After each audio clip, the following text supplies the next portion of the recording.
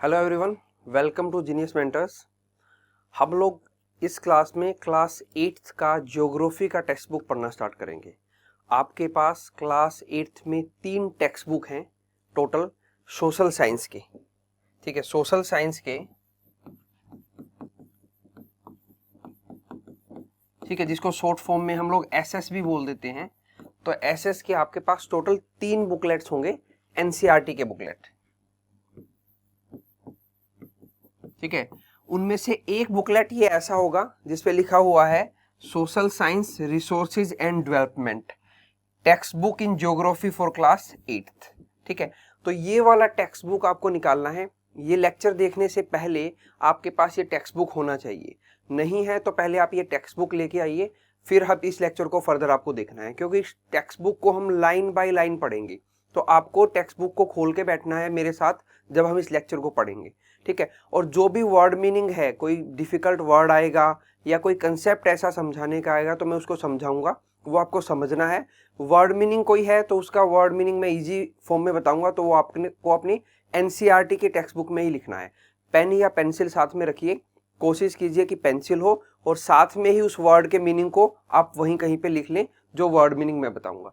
जब मैं आपको वर्ड मीनिंग बताऊंगा उस वक्त आपको ये ध्यान रखना है कि अगर आपको लग रहा है कि वीडियो चलते चलते आप वो वर्ड मीनिंग नहीं लिख पाएंगे तो पहले वीडियो को पॉज कर लो। ठीक है, उसको वर्ड मीनिंग्स को पहले लिखो और देन उसके बाद फर्दर वीडियो को रिज्यूम कर लो, दोबारा से स्टार्ट कर लो। ठीक है, तो ये वाली टेक्स्ट बुक आप लोग निकाल लो और इस टेक्स्ट बुक में टोटल 6 चैप्टर हैं आपके।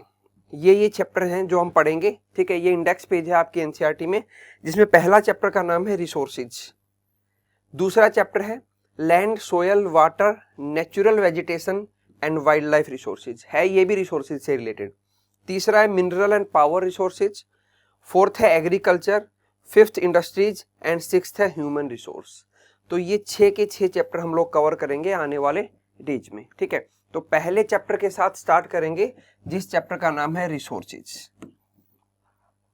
तो ये वाली टेक्स्ट बुक है आपके पास और ये वाला चैप्टर हम लोग स्टार्ट करने वाले हैं, फर्स्ट चैप्टर रिसोर्सेज। उसमें आपके पास स्टार्टिंग में एक स्टोरी गिवन है। आपने भी पहला पेज निकाल लिया होगा, ये ऐसा कुछ दिख रहा है आपका पहला पेज एनसीईआरटी में। एक स्टोरी गिवन है और साइड में यहाँ पे ये ऐसी कुछ एक्टिविटी गिवन है। तो स्टोरी से स्टार्ट करते हैं। Mona and Raju were helping Amma to clean their house. Mona और राजू अपनी मदर के साथ क्या कर रहे थे? क्लीन देयर हाउस, अपने घर को साफ कर रहे थे। ठीक है, वो साफ करने में घर को अपनी मदर की हेल्प कर रहे थे, मदद कर रहे थे, उसकी हेल्प करना मतलब। Look at all these things, तो जब वो सफाई कर रहे थे तो उन्हें अलग अलग तरह की चीजें दिखाई दी घर में। ठीक है, क्लोथ्स, कपड़े, यूटेंसिल्स, बर्तन, फूड ग्रेन, कोम्स, दिस बोतल of honey, books, each of these has a use, said Mona. तो उन्हें बहुत अलग अलग तरह की चीजें दिखाई दी वहां पे। क्लोथ्स, यूटेंसिल्स, फूड ग्रेन, कोम यानी कंघा, बोतल ऑफ हनी, बुक्स। फिर मोना ने बोला कि ये सब चीजों का अपना एक यूज है, इन सबको हम लोग इस्तेमाल में लेते हैं। That is why they are important, इसीलिए ये सब हमारे लिए जरूरी है, इंपॉर्टेंट है। सेड अम्मा, अम्मा ने बोला।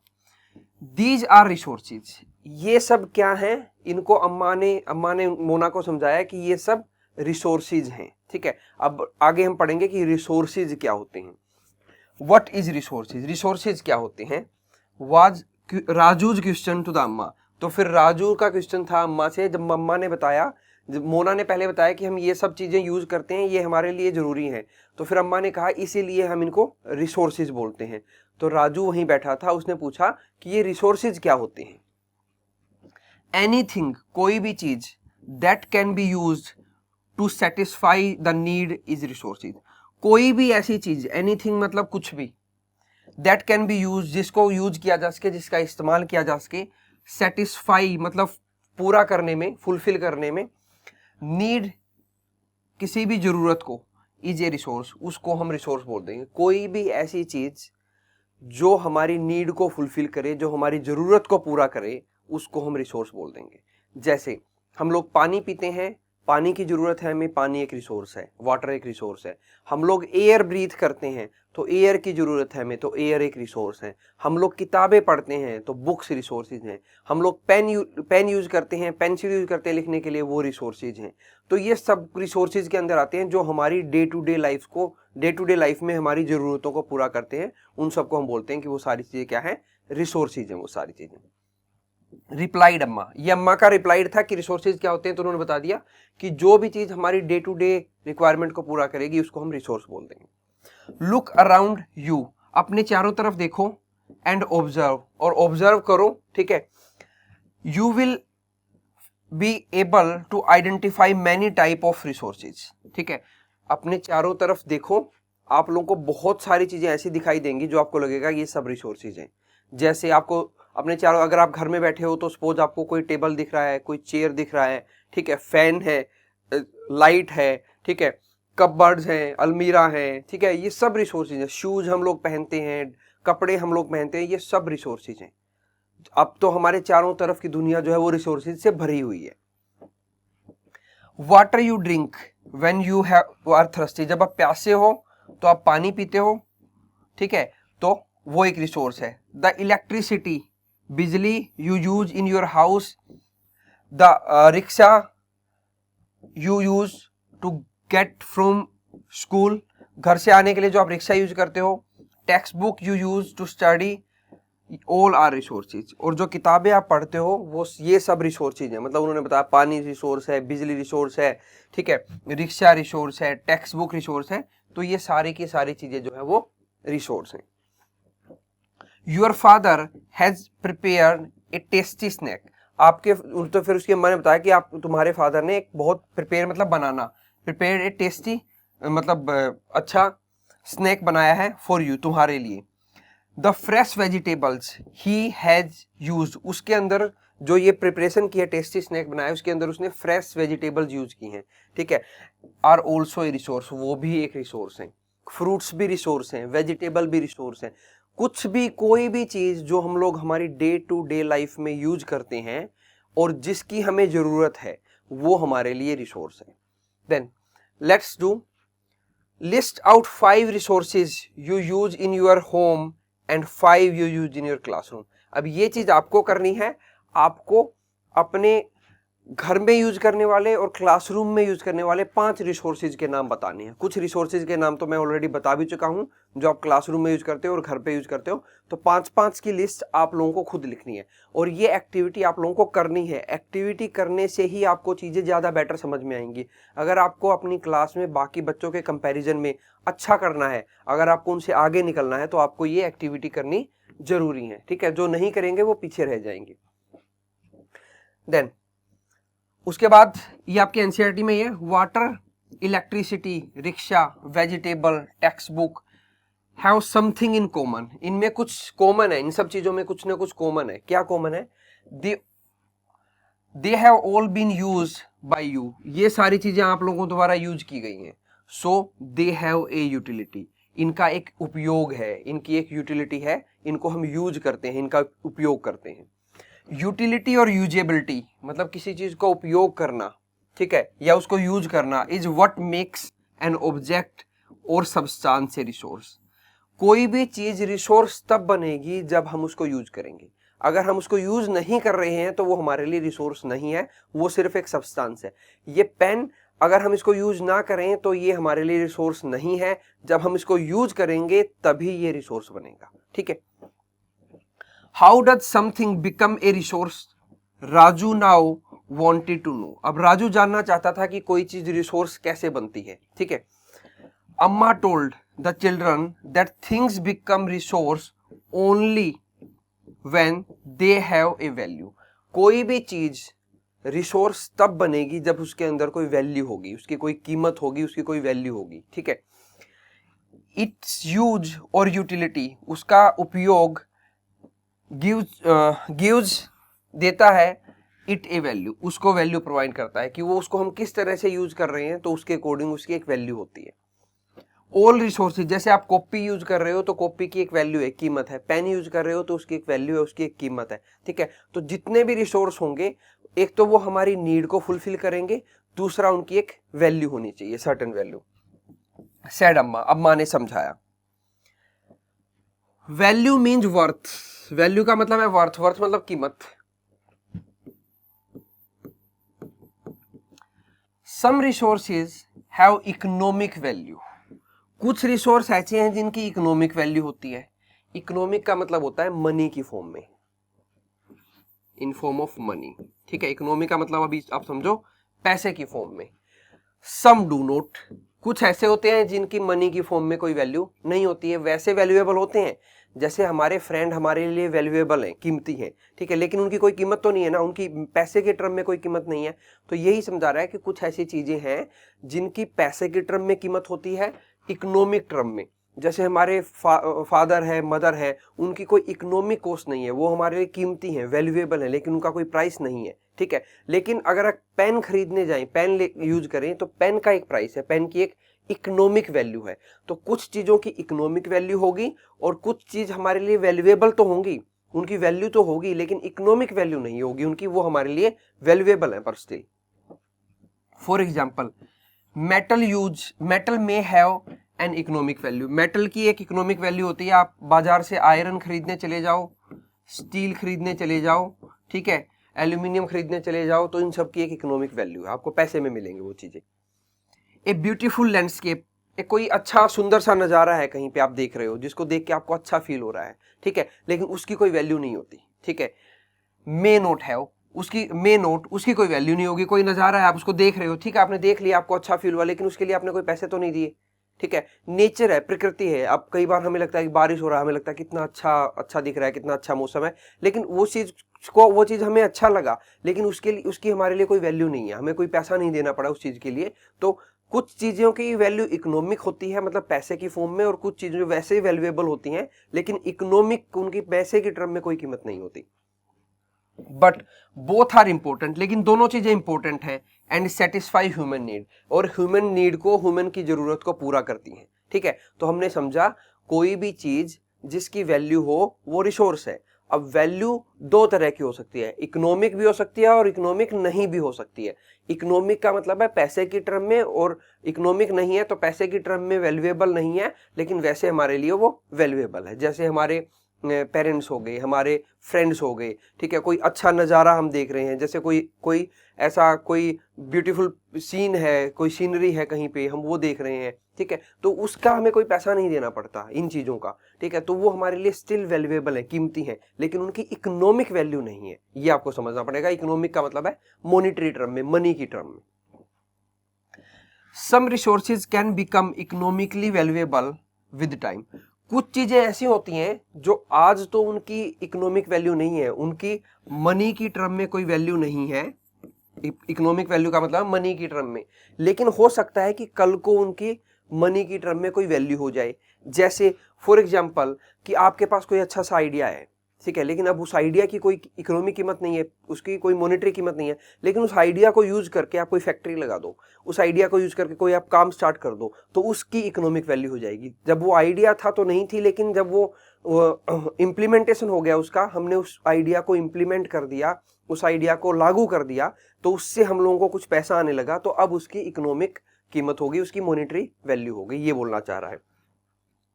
यूअर ग्रैंड मदर, फिर वो उनको समझाती है कि कैसे, तो ग्रैंड मदर्स होम रेमेडीज, उनकी जो घर की रेमेडीज है, उपचार है जो घर की, ठीक है, घर पे जो उपचार करती है, रेमेडी करती हैं, हैव नो कमर्शियल वैल्यू, उनकी कमर्शियल का मतलब है मार्केट में कोई वैल्यू नहीं है उनकी, ठीक है, टुडे आज, but if they are patented, लेकिन अगर हम उनको पेटेंट करवा लें, पेटेंट क्या होता है, जब किसी आइडिया को, किसी प्रोडक्ट को आप पेटेंट करवाते हो, तो दैट मीन्स कि वो चीज आपने डिस्कवर की है, वो आपका इन्वेंशन है, ठीक है।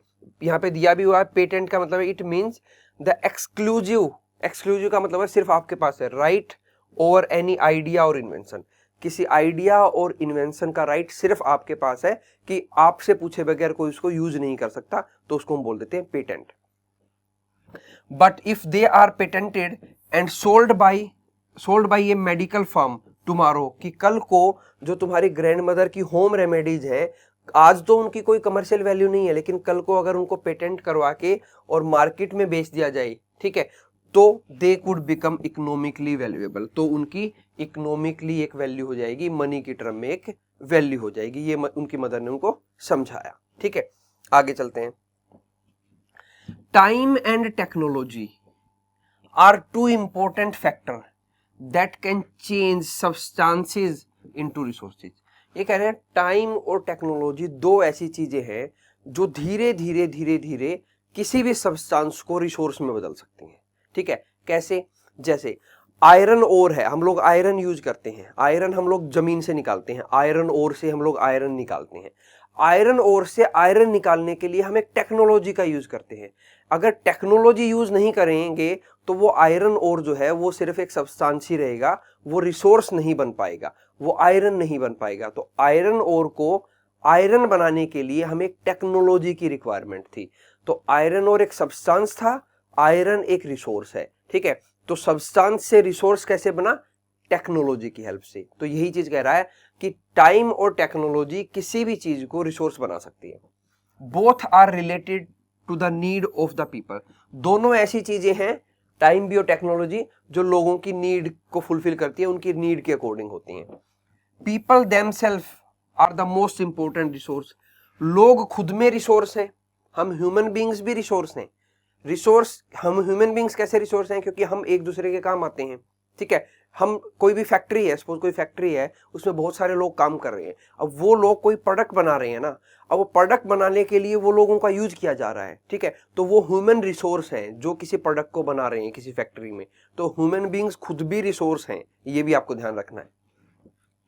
It is their ideas, knowledge, उनके आइडिया, उनकी नॉलेज, इन्वेंशन, ठीक है, और डिस्कवरीज दैट लेड टू का मतलब है जिस चीज से कुछ होगा, to the creation of more resources, उससे और ज्यादा रिसोर्सेज बनेंगे। जैसे हम लोगों ने सपोज आयरन से आयरन और निकाला और आयरन और यूज करके फैक्ट्री में हम लोगों ने बर्तन बना दिए, यूटेंसिल्स बना दिए। तो वो यूटेंसिल्स जो बने हैं वो किसने बनाए हैं? ह्यूमन बींग्स के इन्वेंशंस ने, आइडियाज ने। तो ह्यूमन बींग्स के इन्वेंशन और आइडियाज जो हैं वो भी अपने आप में एक रिसोर्स हैं। तो इसलिए ये बोल दिया जाता है कि ह्यूमन बींग्स भी रिसोर्स हैं। ईच डिस्कवरी और invention lead to many other. एक इन्वेंशन से या एक डिस्कवरी से बहुत सारी चीजें होती हैं, बहुत सारी और भी चीजें डिस्कवर हो जाती हैं। ठीक है, जैसे यूटेंसिल, सपोज किसी पर्सन ने कंप्यूटर बनाया। ठीक है, कंप्यूटर बनाया, उस कंप्यूटर के आज के टाइम पे मल्टीपल यूज है। कंप्यूटर को हम बैंकिंग इंडस्ट्री में भी यूज करते हैं, कंप्यूटर को हम हेल्थ इंडस्ट्री में भी यूज करते हैं, कंप्यूटर को पेंट इंडस्ट्री में भी यूज करते हैं, कंप्यूटर को टेक्सटाइल इंडस्ट्री में भी यूज करते हैं। कपड़े बनाने की इंडस्ट्री होती है, उसको बोलते हैं टेक्सटाइल इंडस्ट्री। तो उस कंप्यूटर के मल्टीपल यूज हो गए। इन्वेंशन किसी एक पर्सन का था, उस एक पर्सन ने वो इन्वेंट किया उस चीज को, उसके आइडिया ने। ठीक है, अब उसको हम मल्टीपल फील्ड्स में यूज करते हैं। Discovery of fire led to the practice of cooking. जैसे आग की जो डिस्कवरी हुई थी उससे क्या होने लगी? कुकिंग होने लगी, एंड अदर प्रोसेस, और दूसरी चीजें होने लगी। While the invention of wheel, wheel की इन्वेंशन से क्या हुआ? चक्कर की इन्वेंशन से क्या हुआ? इससे आगे जाने से पहले एक बार हम ये समझ लेते हैं, इस पेज पे एक वर्ड है टेक्नोलॉजी, कि टेक्नोलॉजी क्या होता है। It is the application of latest knowledge. जो लेटेस्ट नॉलेज है, सबसे बाद में आई हुई नॉलेज है, उसको यूज करना। ठीक है, एंड स्किल इन डूइंग और मेकिंग समथिंग, या फिर अपनी स्किल को यूज करना किसी चीज को बनाने में या करने में, उसको बोलते हैं टेक्नोलॉजी। टेक्नोलॉजी के लिए आपको ये डेफिनेशन याद करनी है। It is the application of latest knowledge, latest knowledge की एप्लीकेशन है, एंड स्किल इन डूइंग और मेकिंग समथिंग, और जो स्किल हम यूज करेंगे उस चीज को करने में या उस चीज को बनाने में, उसको बोलते हैं टेक्नोलॉजी। ठीक है, तो आग का यूज हमने पढ़ लिया था। अब इन्वेंशन ऑफ व्हील, व्हील के इन्वेंशन से क्या हुआ? चक्कर के इन्वेंशन से क्या हुआ? Ultimately resulted in the development of newer mode of transport. नए नए ट्रांसपोर्ट के मोड आ गए। ठीक है, पहले लोग पैदल जाते थे, व्हील का इन्वेंशन हुआ तो लोगों ने मतलब बैलगाड़ियां बनानी स्टार्ट कर दी। स्टार्टिंग में फिर घोड़ा गाड़ी बनाई। ठीक है, एनिमल्स को यूज करने लगे उन गाड़ियों में, एक जगह से दूसरी जगह जाने में टाइम डिक्रीज हो गया। साइकिल का इन्वेंशन हुआ फिर। ठीक है, फिर टू व्हीलर्स का इन्वेंशन हुआ, फिर फोर व्हीलर्स का इन्वेंशन हुआ, एरोप्लेन का इन्वेंशन हुआ। तो धीरे धीरे धीरे धीरे जैसे जैसे व्हील्स का इन्वेंशन हुआ तो चीजें जो है हम लोग टेक्नोलॉजी को यूज करके नई नई चीजें बनाते गए, नए नए ट्रांसपोर्ट के जो मोड है वो बनाते गए हम लोग, ये बोल रहा है। Technology to create hydro electricity. Hydro electricity मतलब होता है पानी से इलेक्ट्रिसिटी, बिजली बनाना। पानी से बिजली कैसे बनती है, जैसे सपोज ये कोई नदी है, इसमें पानी आ रहा है, ठीक है, तो यहाँ पे एक डैम बना देंगे, ये बना दिया डैम बना के पानी को यहाँ पे यूज कर ले, यहाँ पे पानी को इकट्ठा कर लेंगे, गैदर कर लेंगे। अब इस पानी को चैनलाइज कर देंगे, चैनल बना के एक, और यहाँ पे बीच में लगा देंगे टरबाइन घूमने वाले जो टरबाइन होते हैं। थोड़ा सा दोबारा बनाते हैं डायग्राम को, कि यहाँ पे जैसे ये बना दिया टरबाइन, ये टरबाइन है, टरबाइन एक व्हील की तरह होता है। अब इस पानी को यहाँ से नीचे छोड़ेंगे, नीचे, और ये पानी इस व्हील पे गिरेगा तो इस टरबाइन को घुमाएगा, और घुमाएगा तो उससे इलेक्ट्रिसिटी जनरेट होगी, ठीक है। ये होती है हाइड्रो इलेक्ट्रिसिटी, बिजली जो पानी को यूज करके बिजली बनाना। Has turned energy in the fast flowing water into the important resource. तो इसने क्या किया कि जो वाटर की एनर्जी थी, वाटर जो फ्लो हो रहा था उसकी जो एनर्जी थी, उस एनर्जी को यूज करके बिजली बना दी, एक दूसरा रिसोर्स बना दिया। एक रिसोर्स को यूज करके हम दूसरा रिसोर्स भी बना सकते हैं। ये उसका एग्जांपल है कि हमने पानी की एनर्जी को यूज किया, बहते हुए पानी की एनर्जी को यूज किया, उससे टरबाइन को घुमाया और इलेक्ट्रिसिटी बना दी। तो एक रिसोर्स को यूज करके हमने दूसरा रिसोर्स बना दिया, ठीक है। अब पढ़ेंगे हम टाइप ऑफ रिसोर्सेज। उससे पहले आपके पास एक लिस्ट गिवन है यहाँ पे। जैसे अभी कुछ हमने देखा था कि उसकी अम्मा ने उनको समझाया था कि तुम्हारी ग्रैंड मदर जो है उसके पास एक स्किल है, एक रेमेडीज है, वो उपचार करती है, लेकिन आज उनकी कोई कीमत नहीं है। लेकिन अगर उनको पेटेंट करवा लिया जाए तो उनकी कीमत बन सकती है। तो यहाँ पे इस एक्टिविटी में आपको सर्कल करना है उन चीजों को, सर्कल दोज रिसोर्सेज। थोड़ा सा बड़ा कर देता हूं मैं आपको तो पढ़ने में आसानी हो। आप है circle those resources from Amma's list that are regarded as having no commercial value। तो ऐसे चीजों को आपने सर्कल करना है जिनकी आज के टाइम पे कोई कमर्शियल वैल्यू नहीं है, मतलब बाजार में उनको बेच के कुछ आपको मिल नहीं सकता, ठीक है। तो ये एक्टिविटी आपको पहले खुद करनी है। आपको खुद इनमें से सर्कल करना है कि कौन सी चीज ऐसी है जिसकी कमर्शियल वैल्यू है, मतलब जिसको आप बाजार में आज बेच के और उससे पैसा ले सकते हो, इकोनॉमिक वैल्यू है, और कौन सी ऐसी चीज है जिनकी नहीं है। तो आपको सर्कल करना है उनको जिनकी कोई वैल्यू नहीं है, ठीक है। यहाँ पे आपको उनको सर्कल करना है जिनकी कोई कीमत नहीं है, ठीक है। ये एक्टिविटी आपको खुद करनी है। हम इसको बाद में करेंगे, जब क्वेश्चंस करेंगे तो मैं आपको बताऊंगा कि ये रिसोर्सेज थे, ठीक है। नाउ टाइप ऑफ रिसोर्सेज करेंगे। Resources are generally classified into natural, human made and human. तीन तरह से क्लासिफाई कर दिया, natural resources, human made resources जिनको आदमी ने बनाया है, और ह्यूमंस खुद एज ए रिसोर्स, ठीक है। अब देखते हैं, यहाँ पे एक पिक्चर भी दिखाया गया है। यहाँ पे ये मदर कह रही है इसको, मोना को, that a very valuable one, ठीक है, कि तुम बहुत कीमती हो। तो बहुत कीमती हो तो फिर ये मोना बोली सो आई एम ए रिसोर्स, तो इसलिए मैं भी रिसोर्स हूँ, क्योंकि आपने ही बोला था कि जो चीज कीमती है वो रिसोर्स है। तो इसकी मदर ने बोला कि तुम मेरे लिए बहुत कीमती हो, ठीक है। तो मोना ने बोला that I am also a resource, तो इसका मतलब मैं भी एक रिसोर्स हूँ। Natural resources, resources that are drawn from nature and used without much modification। modification मतलब उनमें अंदर कोई चेंज करना, मतलब ऐसे रिसोर्सेज जो हम नेचर से डायरेक्ट लेते हैं, लेकिन उनमें कोई मॉडिफिकेशन नहीं करते, कोई चेंज नहीं करते, बिना चेंज के हम उनको यूज कर लेते हैं, उनको बोलते हैं नेचुरल रिसोर्सेज। जैसे द एयर वी ब्रीथ, जो जिस एयर से हम सांस लेते हैं वो एक नेचुरल रिसोर्स है। Water in our rivers, lakes, the soil, minerals, all are natural resources. ये कुछ एग्जांपल है नेचुरल रिसोर्सेज को जिनको हम बिना चेंज किए यूज करते हैं। Many of these resources are free gift of nature and can be use directly. इनमें से बहुत सारे रिसोर्सेज ऐसे हैं जिनकी कोई इकोनॉमिक वैल्यू नहीं है, जो फ्री में अवेलेबल है। पानी, ठीक है, जनरली वाटर फ्री में ही होता है, लेकिन हमारे घरों में जो पाइप्ड वाटर आता है उसकी वैल्यू होती है, उसकी एक इकोनॉमिक वैल्यू है, ठीक है। उसके लिए हमें गवर्नमेंट को पैसा देना पड़ता है, लेकिन वैसे वाटर की कोई इकोनॉमिक वैल्यू नहीं है। आप कहीं पे भी जाके, नदी है वहां से पानी ले सकते हैं, आपको कोई रोक नहीं सकता, ठीक है। एयर वी ब्रीथ, जो एयर हम यूज करते हैं उसकी भी कोई इकोनॉमिक वैल्यू नहीं है, वो भी आप लोगे, वो आपको नेचुरल फ्री गिफ्ट है। तो कुछ चीजें ऐसी हैं नेचर में जो आपको फ्री में मिली हुई हैं, और वो रिसोर्सेज हम लोग डेली यूज करते हैं। In some cases, tools and technology may be needed to use a natural resource in the best possible way। और कुछ, अब इसने बताया कि कुछ चीजें तो ऐसी हैं जिनको हम डायरेक्ट यूज कर सकते हैं, वो नेचुरल रिसोर्स है, बिना किसी मॉडिफिकेशन के हम उनको यूज कर सकते हैं।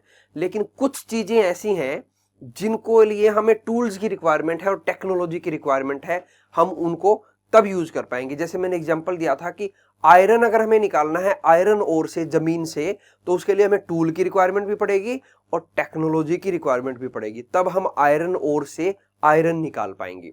पहले तो हमें जमीन से आयरन ओर निकालना पड़ेगा और फिर उस आयरन ओर से हम आयरन बनाएंगे, तो इस चीज में हमें टूल और टेक्नोलॉजी दोनों चीजों की रिक्वायरमेंट पड़ेगी। Natural resources can be broadly categorise into renewable and non renewable resources. अब नेचुरल रिसोर्सेज के फर्दर दो टाइप है। नेचुरल रिन्यूएबल रिसोर्सेज मतलब वो रिसोर्सेज जिनको हम बार बार यूज कर सकते हैं, और नॉन रिन्यूएबल मतलब अगर एक बार यूज कर लिया तो वो खत्म हो जाएंगे, ठीक है, उनको बार बार हम लोग यूज नहीं कर पाएंगे। जैसे सनलाइट है, सनलाइट को हम हर रोज यूज करते हैं, बार बार यूज करते हैं। लेकिन डीजल है, पेट्रोलियम है, पेट्रोल को आपने एक बार यूज कर लिया तो उसको दोबारा यूज नहीं कर सकते ना, ठीक है। और पेट्रोल के रिजर्व्स जो हैं वर्ल्ड में वो लिमिटेड है, एक दिन ऐसा आएगा वो खत्म हो जाएंगे, ठीक है। ह्यूमन लाइफ में, हमारी ह्यूमन लाइफ में वो खत्म हो सकते हैं अगर हम उनको बहुत जल्दी यूज करेंगे तो। लेकिन सन ऐसा है, रिसोर्स है जो हमारी ह्यूमन लाइफ में तो कम से कम खत्म नहीं होगा, क्योंकि सन की लाइफ ज्यादा है और ह्यूमंस की लाइफ कम है, ठीक है। तो इसलिए ऐसे रिसोर्सेज जिनकी लाइफ जो मतलब ऐसे हैं कि ह्यूमन लाइफ से ज्यादा लाइफ रखते हैं, ठीक है, वो तो होंगे रिन्यूएबल एक तरह से, उनको हम बार बार यूज करेंगे, वो खत्म नहीं होंगे। लेकिन कुछ ऐसे रिसोर्सेज जिनको अगर हमने यूज कर लिया वो खत्म हो गए, तो उनको दोबारा बनने में बहुत साल लग जाएंगे, मिलियंस ऑफ ईयर लग जाएंगे उनको दोबारा बनने में। तो ह्यूमन की लाइफ से उनकी लाइफ दोबारा बनने में उनको बहुत ज्यादा टाइम लेगी, ठीक है। तो उनको हम बोल देते हैं नॉन रिन्यूएबल। दोबारा समझते हैं, रिन्यूएबल रिसोर्सेज वो हैं जिनको हम यूज करते जाएं वो खत्म ही नहीं होंगे। जैसे वाटर है, एयर है, सनलाइट है, यूज करते जाओ खत्म नहीं होंगे। कुछ ऐसे हैं जिनको यूज करोगे खत्म हो जाएंगे, लेकिन दोबारा बन सकते हैं, लेकिन दोबारा बनने में टाइम इतना लग जाएगा कि आपकी ह्यूमन लाइफ उसके लिए बहुत छोटी पड़ जाएगी। जैसे क्रूड ऑयल है, क्रूड ऑयल दोबारा बनने में मिलियंस ऑफ ईयर लगेंगे, ठीक है। लेकिन हम लोग मिलियंस ऑफ ईयर तक तो नहीं जिएंगे ना, वो है तो रिन्यूएबल, लेकिन उसको रिन्यू होने में मिलियन ऑफ ईयर लगते हैं, तो हम उसको जनरली मान लेते हैं कि वो नॉन रिन्यूएबल है, ठीक है। तो रिन्यूएबल जो जल्दी से रिन्यू हो जाए, मतलब हमने आज यूज किया कल फिर मिल जाए। नॉन रिन्यूएबल ऐसे हैं जो हमने यूज कर लिया तो उसको दोबारा बनने में सालों लग जाएंगे।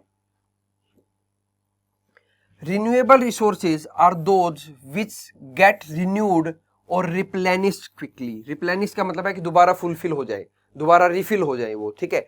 जो क्विकली रिप्लेनिश्ड हो जाए, दोबारा से फुल हो जाए और उनको हम जल्दी यूज कर पाए, उनको हम बोलेंगे renewable resources. Some of these are unlimited, इनमें से कुछ ऐसे हैं जो अनलिमिटेड हैं, and are not affected by human activity. और ह्यूमन जो भी एक्टिविटी करते हैं उनसे वो उन पे ऊपर कोई फर्क नहीं पड़ेगा। जैसे सनलाइट अनलिमिटेड है, हम लोग ह्यूमन बींग्स कितनी भी यूज कर लें कोई फर्क नहीं पड़ेगा, वो अनलिमिटेड है। Such as solar and wind energy, solar energy और विंड एनर्जी दो ऐसी रिसोर्सेज हैं नेचर में जो अनलिमिटेड है, हम कितने यूज करते जाएं वो खत्म नहीं होने वाले। यट फिर भी केयरलेसनेस यूज, मतलब बिना केयर किए यूज करना, मतलब बहुत एक्सेस में यूज करना किसी चीज को, of certain renewable resources like water, soil, forest can affect there stock, ठीक है। लेकिन कुछ ऐसे रिसोर्सेज हैं, वाटर, सोयल और फॉरेस्ट जैसे, अगर इनको हम बहुत एक्सेस में यूज कर लेंगे ना, कि हमें जरूरत नहीं है फिर भी हम यूज किए जा रहे हैं और केयरलेस है उनको यूज करने में, तो उनके स्टॉक पे, उनके भंडारण पे फर्क पड़ सकता है, ठीक है। Water seems to be an unlimited renewable resource. Water एक रिन्यूएबल रिसोर्स है, अनलिमिटेड है और रिन्यूएबल है, ठीक है। बट शॉर्टेज मतलब कमी होना, and drawing up of natural water resources, और जो नेचर में वाटर रिसोर्सेज हैं उनका धीरे धीरे सूख जाना, ड्राइंग अप हो जाना, is the major problem in many part of the world today. आज वर्ल्ड में बहुत सारी जगह ऐसी हैं जहां पे वाटर नहीं मिलता है। वैसे देखोगे तो अर्थ पे अराउंड 65 to 70% वाटर है, लेकिन फिर भी हम बोल देते हैं कि वाटर की कमी हो गई है, पानी की कमी हो गई है। ऐसा कैसे पॉसिबल है? क्योंकि वाटर जो है, हम लोग जो वाटर यूज करते हैं वो यूज करते हैं फ्रेश वाटर, हमें साफ पानी चाहिए, फ्रेश वाटर। लेकिन ये 65 to 70% जो वाटर है ये फ्रेश वाटर नहीं है, इसको फ्रेश बनाना पड़ेगा। फ्रेश वाटर जो अवेलेबल है वो अराउंड 4 से 5% है। टोटल पानी जितना अवेलेबल है उसका 4-5% ही फ्रेश वाटर अवेलेबल है। तो फ्रेश वाटर बहुत कम है और ह्यूमन बींग्स को चाहिए फ्रेश वाटर, इसलिए बोलते हैं कि वाटर की शॉर्टेज हो जाती है। ठीक है, वैसे कोई शॉर्टेज नहीं है पानी की, समुंदर के समुंदर भरे हैं, ओशियन के ओशियन है, लेकिन वो फ्रेश वाटर नहीं है। हम लोगों को खाना खाने के लिए, पीने के लिए, खाना बनाने के लिए, नहाने के लिए, जितनी भी एक्टिविटी है सब चीज़ों के लिए फ्रेश वाटर चाहिए। तो फ्रेश वाटर की कमी है। जब हम बोलते हैं कि वाटर की शॉर्टेज है तो आप समझ लो कि हम बात कर रहे हैं फ्रेश वाटर की। ठीक है, non renewable resources are those which have a limited stock, जिनका बहुत कम स्टॉक होता है। ठीक है, जो बहुत कम मात्रा में होते हैं। Once the stock are exhausted, exhausted का मतलब होता है खत्म हो जाना किसी चीज का। अगर उसका स्टॉक जो है, भंडारण जो है खत्म हो गया, it may takes thousands of year to be renewed, तो उसको दोबारा बनने में हजारों साल लग सकते हैं और लाखों साल भी लग सकते हैं। और रिप्लेनिश, उसको दोबारा बनने में और दोबारा फुलफिल होने में लाखों साल लग सकते हैं। Since this period is much more than human life span, अब हमारा ह्यूमन का जो लाइफ स्पेन है उससे ये बहुत ज्यादा है। ठीक है, such resources are considered as non renewable, तो ऐसे रिसोर्सेज को हम बोलते हैं वो नॉन रिन्यूएबल है। Coal, petroleum, natural gas are some example, कुछ एग्जाम्पल हैं कोयला, पेट्रोलियम और नेचुरल गैस। ये रिन्यूएबल तो हैं लेकिन इनको रिन्यू होने में हजारों साल लग जाएंगे, तो इसलिए हमारे तो कोई काम नहीं होंगे। ठीक है, हमें तो वो चाहिए जो क्विकली रिन्यू हो जाए, आज भी ले रहे हैं और कल भी ले लें। सनलाइट है, आज पूरा दिन लेंगे, रात होगी फिर सुबह निकलेगा, फिर ले लेंगे दोबारा से। ठीक है, तो जल्दी से वो हमें मिल जाए, दोबारा क्विकली रिप्लेनिश हो जाए। लेकिन जो हजारों सालों में बनेंगे उनको हम रिप्लेनिश नहीं मानते, रिन्यूएबल नहीं मानते, वो नॉन रिन्यूएबल है। Distribution of natural resources depend upon the number of physical factor like terrain, climate, altitude, altitude का मतलब होता है हाइट। ठीक है, ये कह रहा है कि डिस्ट्रीब्यूशन ऑफ जो है ना नेचुरल रिसोर्सेज का जो बंटवारा है, डिस्ट्रीब्यूशन है, वो वर्ल्ड में अलग अलग जगह पे अलग अलग है। अब कहाँ पे कितने नेचुरल रिसोर्सेज मिलेंगे ये बात डिपेंड करेगी कि वहां पे फिजिकल फैक्टर लाइक टेरेन कैसा है। टेरेन का मतलब है कि वहां पे पहाड़ है, वहां पे प्लेन है, वहां पे रेत है, वहां पे वाटर है। ठीक है, वहां पे गड्ढे हैं, कैसा टेरेन है, ऊपर से दिखने में फिजिकली कैसा दिखता है, वो सरफेस कैसा है। टेरेन का मतलब है सरफेस कैसा है दिखने में, पहाड़ी सरफेस है, नॉर्मल सरफेस है, ग्रासलैंड है, फॉरेस्ट है, कैसा है वो टेरेन कैसा है, उस पर डिपेंड करेगा कि वहां कितने नेचुरल रिसोर्स मिलेंगे। क्लाइमेट पे डिपेंड करेगा। ठीक है, एल्टीट्यूड्स, हाइट पे डिपेंड करेगा। The distribution of resources is unequal because these factor differ so much over the earth. अब ये सारी चीजें, टेरेन, क्लाइमेट, एल्टीट्यूड, अर्थ पे अलग अलग जगह पे अलग अलग है, इसीलिए नेचुरल रिसोर्सेज का डिस्ट्रीब्यूशन भी अर्थ पे अनइक्वल है।